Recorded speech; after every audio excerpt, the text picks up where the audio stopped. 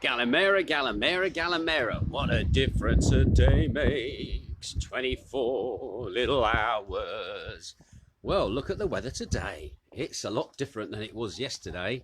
Though we've still got a few gloomy clouds up there in the skies. On the whole, it's lovely to be out of this bad weather at the moment. But anyway, that's the view towards Amber Lockerbie and Kerry, and as you can see, few little grim clouds up there. However, today being Friday and today being our day for going shopping, the highlight of the week, all right, the two of us go shopping together. It's the only time Jane ever goes out, to be honest, is on the shopping day. Around this side of the house, it's absolutely beautiful, and I should think the chickens are grateful for that, bless them. How are the oranges doing? Still don't know yet whether we can eat them at all, but as soon as we can find out, we'll let you know. And you wouldn't think that 2 days ago we were having mega flooding here at the moment. Oh, by the way, I was in town yesterday, had to go down to Otay to sort something out, and guess what? It was like nothing had ever happened. The roads were clear. There was a little bit of mess, but other than that, it was absolutely lovely going into town yesterday. Although I've got to be honest, along the seafront, around the top end of the town, as you take the sort of scenic route towards Sillavi, the sea was like a washing machine along there, and I know that the coastal defences took a bit of a hit in that location. But anyway, that is the view this morning. Let's go up onto the balcony, get ready. I've got to be honest, lots of stuff for you today, all right, in the way of news, what's going on. A lot of things been going on within the last 24 hours. So let me turn the lens round, and hey, it's me again. Right then, I see people already turning up. Nice to see Big Al Thompson and Gary Negus and Hilary Rogers looking in already. I'll get to you guys in just a short while. Right, so the date today, 4th of December 2020. It's a Friday. It's not 5 o'clock and it's not time for crackerjack yet. However, it's now day 27 of the lockdown. COVID in the last 24 hours, for those who are curious as to how we're getting on in comparison to where maybe you are in the world.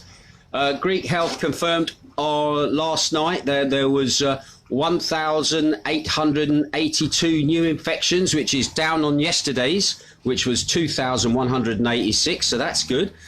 Which has taken the total number of infections since the pandemic started to 111,537, of which 52% of those are male. All right. Of these new cases, 8 were reported at entries into the country. That was down from 28 yesterday. Well, that's looking good.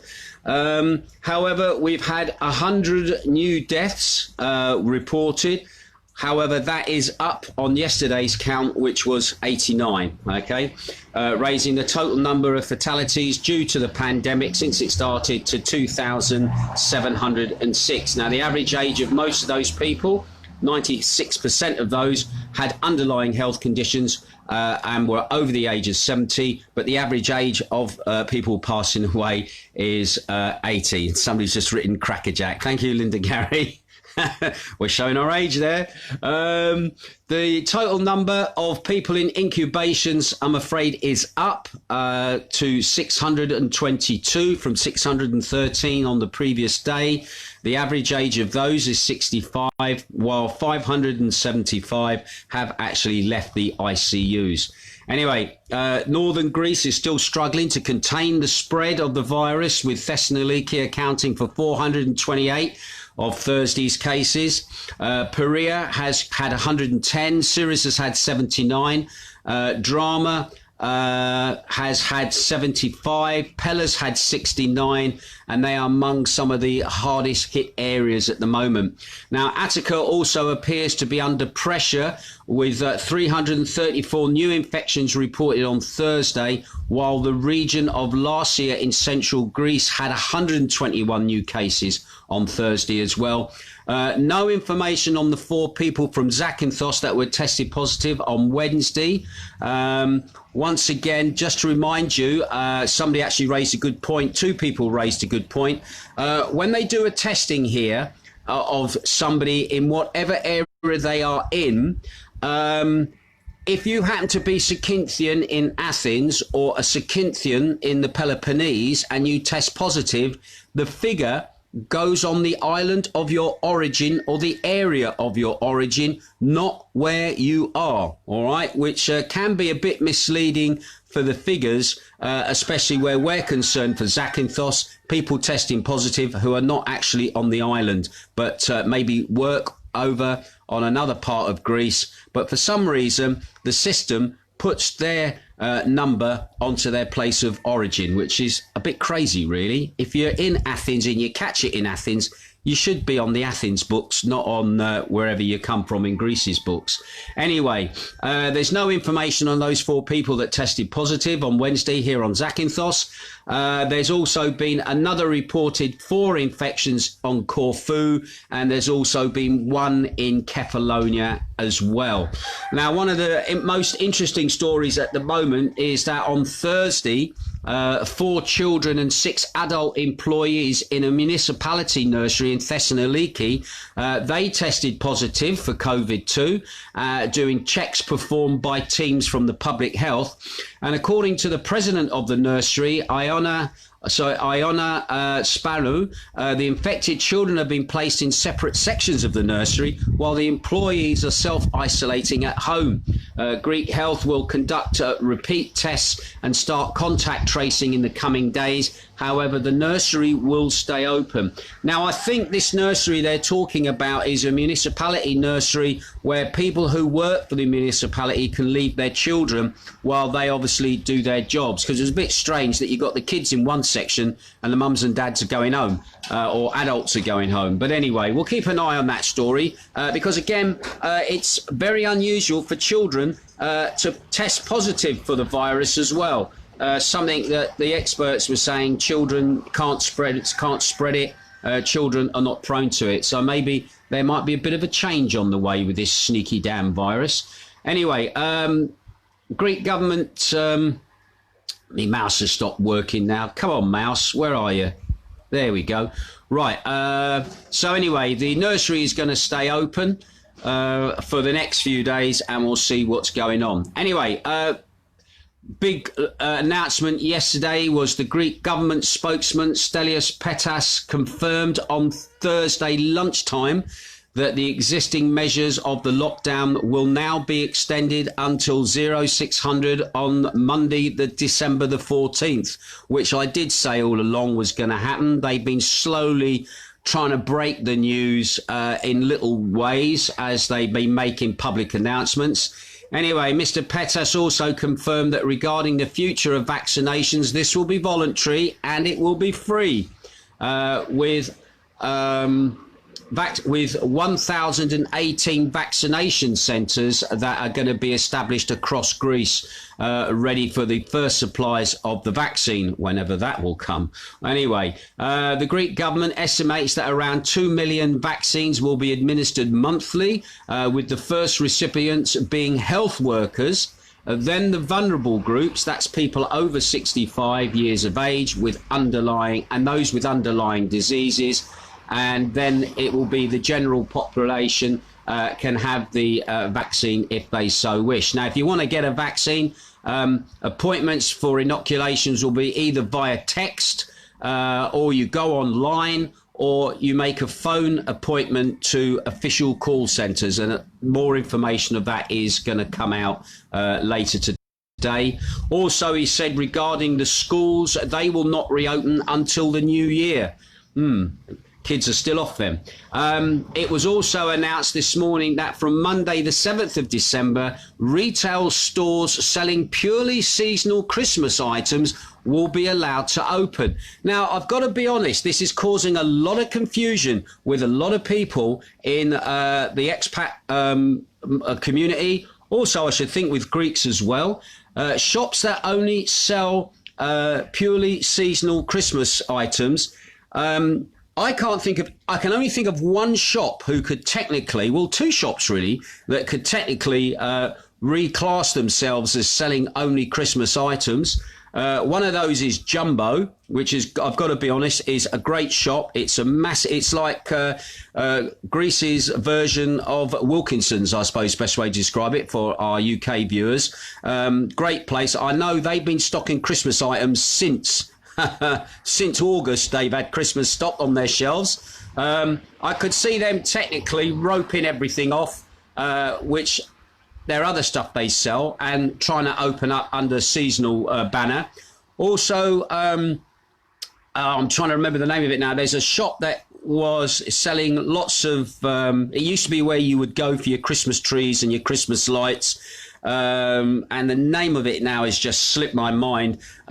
Just on the Gitani Road, actually across the road from Jumbo. I can't remember the name of it now. It's just jumped my head. We were always buying stuff for people from there. It looked like you made more effort if you bought stuff for people from there. And I can't remember the name of that shop. But anyway, they might be allowed to open. But on Zakynthos, we don't have seasonal pop-up Christmas shops here. Bella Casa, Hilary Rogers has just said. Thank you for that, Hilary.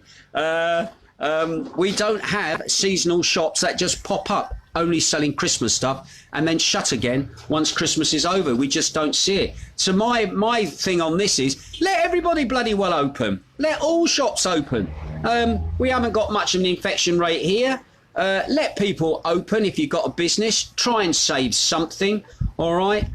Because it's just crazy. Anyway, that's my little rant at the moment. Let the small stores open. Let's try and save some local business from what's going on. Right. Also, as well, the intensive control checks are continuing with the police here on the islands in the Ionian. On Wednesday at noon, there was an arrest by police officers there of a local retail company owner. He was fined €5,000 with a fortnightly closure as well. So if he was allowed to open with his business, I don't know what. See, the problem is they don't tell you what the businesses were doing. They just say they've done someone and make it very vague as to who's been done. But anyway, he's also got a 2-week closure on top of that €5,000. Now, during inspections as well in Corfu, there were 12 people done for violations of not wearing a mask. There was 5 people in Macardo done for not wearing a mask. And there were 4 people in Zakynthos who were done for not wearing a mask as well. And that's a €300 fine, which a lot of people at this point cannot afford a €300 fine. Right, in addition, there was 19 violations in Corfu. There was 3 in Zakynthos, 3 in Kefalonia for restrictions of to call me during my broadcast. I can't take calls. It won't let me take calls. So Wiggy, I'll call you back after after I've done my broadcast, mate. All right. Where was I? Yeah, the number of fines was €300, which were imposed in Corfu. There was also a violation for people driving in more than 2 adults in a car. Just remember that when you're driving about on the islands or anywhere, only 2 adults are allowed to be in a car at any one time. All right. So somebody in Corfu was driving with 3 people in the car, and everybody gets fined €150 each for being in that vehicle. Right. More interesting news then. The local press here in Zakynthos has been highlighting the huge financial problems to all businesses that the pandemic has caused, saying that there were 20.8 million fewer tourists to Greece this year. In the 9 months from January to September. And according to the Bank of Greece, while in the same 9 months, the losses of travel receipts amounted to €12.6 billion, that's 77.2% decrease in the incoming travel traffic. There was 78.2% drop in travel receipts as well. That was people actually making their way here. Anyway, according to the Toronto News, a popular website for buying and selling real estate for the quarter of September to November, a total of 298 ads were online there for people trying to sell hotels. And 15 of those hotels were actually here on Zakynthos. Anyway, just lost me train of thought there on that. Yeah, with the serious financial problems faced by many of the entrepreneurs here on the island, since many didn't get their money from the holiday companies that they were expected to get, also the fact that there was less tourists coming, it's put them in a very difficult position as well. Beyond that, the hope that things will be different next summer is alive and well for some hoteliers who are also waiting for the state to support them with basically a float, as they're calling it. Anyway, Christina Tatatri, who is the Vice President of the Hoteliers of Greece and also the President of the Hoteliers Association for Laguna, she said certainly the number of hotels for sale is large due to the financial problems created by the pandemic, especially in Zakynthos. We already faced with another big blow, that of bankruptcy of Thomas Cook, which had obviously put problems on them from the start. We experienced painfully at the end of the tourist season of 2019. For this reason, Zakynthos is statistically expected to have an increased number of hotels for sale. At the same time, their non-payment by tour operators inflates the liquidity problem and increases the likelihood of bankruptcy. Also, the president of the Hoteliers Association of Ali Kez, Akis Pontamis, he said there is a lot of financial damage. One does not know what will happen. The damage and consequences are incalculable. The point is to stop foreclosures and auctions at this stage. Entrepreneurs were created in the two-speed tourism. This is where he says about there was a two-tier system for people with hotels. He said that the larger units were favoured because they could receive large sums either from repayable advance or from loans, and they were funded unequally. And those who did not have access to the financial system, it was beyond their control. It was unfair that they were obviously penalised because they weren't able to get any financial help. However, interesting, the Vice President of the Hoteliers Association of Silavi, his name is Nikos Geramanis. He said, I know there were some hotels for sale. I do not think this is due to the pandemic. I think it is more to do with family reasons. That is, they are people who were tired of working on them. Sometimes it's a successive situation. If a hotelier is 60 to 70 years old and does not have the means to continue doing business, he sells the business. I believe we will recover quickly. Zakynthos is a favourite island of tourists. I do not think that hoteliers of Zakynthos will have a problem. Well, there you go. Some positive news from the Silavi, and also as well, kind of mixed news about the future of hotels here on the island. We all know that the hotels took a hit with Thomas Cook obviously going under last year, and also TUI this year not paying their full amount that they owed to businesses, which a lot of businesses relied on. And it's not just only the hotels, but it's the suppliers to the hotels in the way of food companies, cash and carries that supply, you know, stuff to the hotels, even the water bowser carriers who bring water to go in their tanks. Some of them have not been paid either because the hotels haven't received the money to be able to pay them. So anyway, we'll keep an eye on that. We'll see how many hotels maybe change hands over the next part of the winter before the season is due to start next year. Anyway, an interesting story in some of the politically motivated Greek press here in Greece. Greeks are angry at the Prime Minister Mitsotakis for offering a very generous tax incentives to expat Greeks if they return back to Greece. Yeah, Mitsotakis said last Friday during an online discussion with Greeks working abroad, he said, at a time when you can work from anywhere in the world, why not work based in Greece? When posed with the questions about returning back to the country. Anyway, Mitsotakis discussed tax, also the incentives for the reversal of the brain drain, because a lot of youth here actually leave the country to go and work in other parts of Europe or other parts of the world where they can earn more money.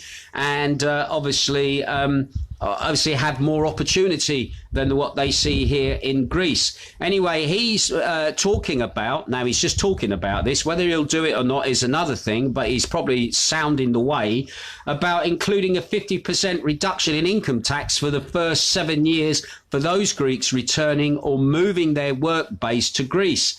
Anyway, following the coronavirus pandemic, he said, the government will expend its efforts on attracting our homeland human capital.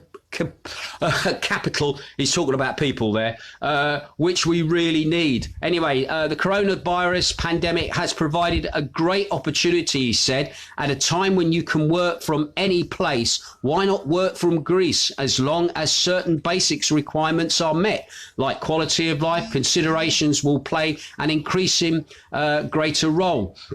Anyway, while expat Greeks express their reservations, like they're not really sure about coming back, the PM's offer of tax incentives but no jobs, all right, Greeks expressed their anger. He said, how about us who stayed in the country, they've said, and it helped overcome the economic crisis, wrote many on social media. The comments were accompanied with ohi ohi, which means no, no, no. Words as well.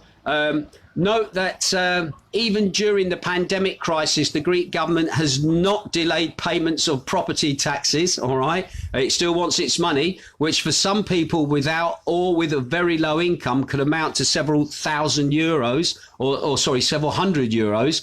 There have been some postponement of business taxes and social contribution payments, but not even the slightest of cuts. So a lot of people are saying, what about thinking about the people that are here first, helping those people in dire straits, rather than encouraging people to come outside of Greece back here to basically bring a job with them and their laptop. But the internet here, as somebody pointed out, is not the best and it's the most expensive in Greece. So I can't see many people coming over to work online over here if the basic infrastructure of the internet is not really up to it as well. And that's something that's got to be improved, especially, well, we got Microsoft coming to set up 3 data farms here in Greece. They signed a €1 billion contract a couple of months ago.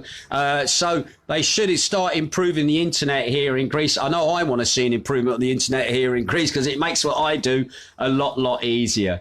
Right, okay. Just one last story, okay. Mitsotakis, the Prime Minister, has come under fire yet again, this time for violating COVID virus restrictions. He was shown in some newspapers here in the country, standing with a group of bikers who were out in the woods around the Pratani mountain, and he was photographed with them with no mask on, along with his wife. None of them were wearing a mask, and people are asking, why aren't you following social distancing? Because they're all close together for the photo. Why are you not wearing a mask when you're out walking about? So please, Mr.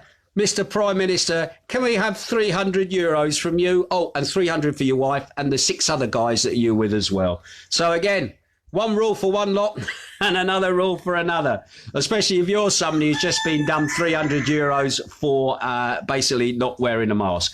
Right, okay, let's have a quick look and see who's online this morning. Got quite a few people online. So anyway, Charlene Charlene Love My Harper Fiddler is watching. That's a name and a half. Thank you. You're a new person. I don't recognise you. Heather Nash is watching as well. Thank you, Heather. Lovely to see you. Hilary Rogers is watching as well. Nice to have you tuning in, Hilary. Thank you for the Bella Casa. I could not remember the name of that.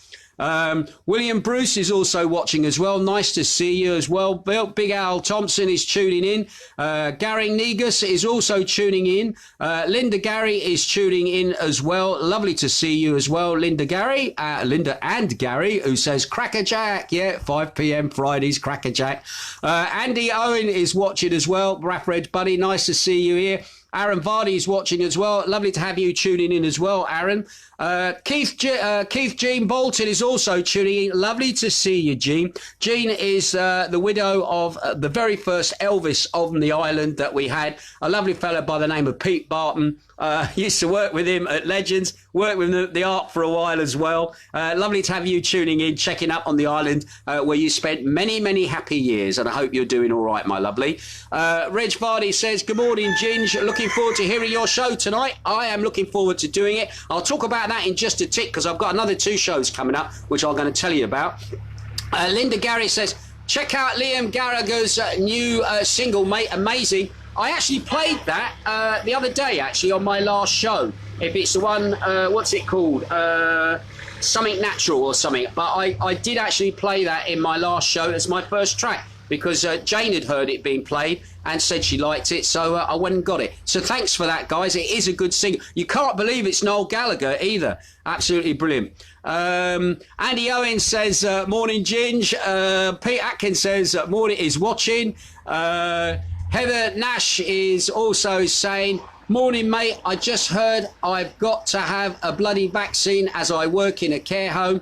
I expected this to happen. A choice would have been nice and not to be dictated to. Good thing. I mean, this is what worries about having a vaccine is that they're going to create a tier system or as been talked about, the vaccine passport. If you haven't got the vaccine passport, you can't get on that plane, you can't go that place. So it probably won't be the government that's doing it. It'll be private business and private enterprise will be putting you under pressure to have the vaccine. Anyway, we'll wait and see what happens about the vaccine. There's been so much news about the vaccine in the way of certain scientists say certain things about it, other scientists say other things about it, and you've got to look at the 2 sides and say, well, I personally myself, I'm not having the vaccine at the moment, even if it is free. I'm going to wait and see how things plan out, and we'll see how we're blackmailed into having a vaccine, because it's not about your choice, it's about you being blackmailed into having it if you want to be able to move freely around the world or you want to move freely around in society.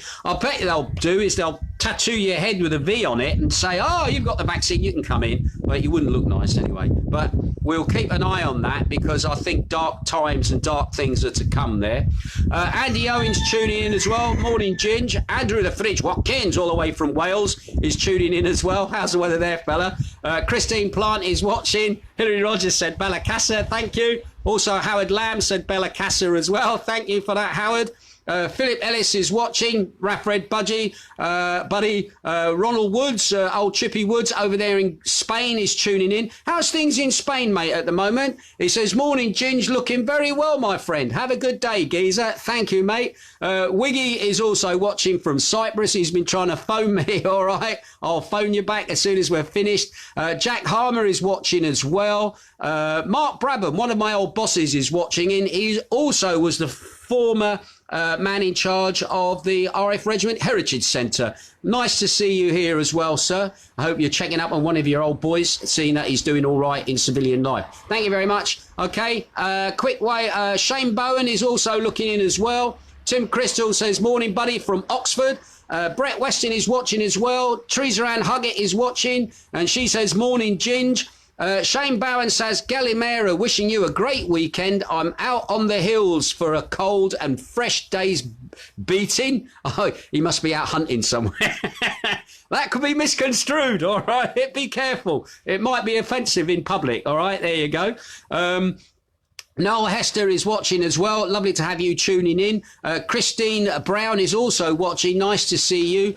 Julie Ansell is watching as well. Alan Woodhouse is watching. Mark Taggart is watching. Steve Simpson is watching, Raffrage Buddy. Patsy Dobson is watching. She says, morning, Ginge. Hope all is well. Have a good weather and stay safe. Thank you for that.